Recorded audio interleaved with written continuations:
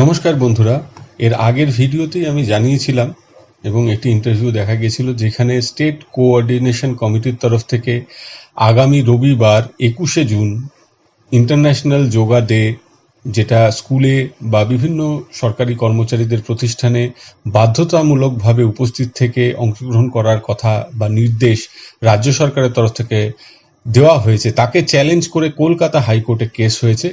এবং এই ভিডিওতে আমি তুলে ধরব কোন এজলাসে কত নম্বর সিরিয়ালে এই কেসটি আগামীকাল উঠতে চলেছে। 18 নম্বর court number 18 honourable justice Amrita সিনহার এজলাসে সকাল 10:30টায় সিঙ্গেল বেঞ্চে যে কেসগুলো রয়েছে তার মধ্যে একদম প্রথমের কেসটি হচ্ছে state coordination committee of the West Bengal government employees and others versus state of West Bengal. এই রিট পিটিশনটি সেইটাই কিন্তু আর্জেন্ট মোশন হিসেবে আসছে এবং এটাই প্রথমে শোনা হওয়ার সম্ভাবনা।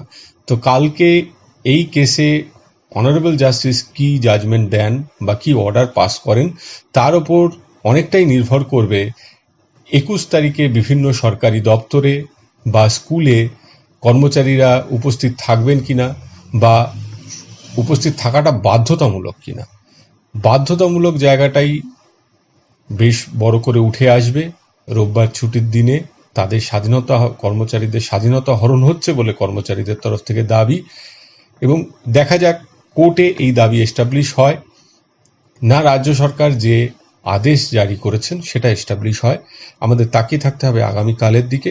আজকে এই পর্যন্ত। সকলে ভালো থাকবেন, সুস্থ থাকবেন। ধন্যবাদ।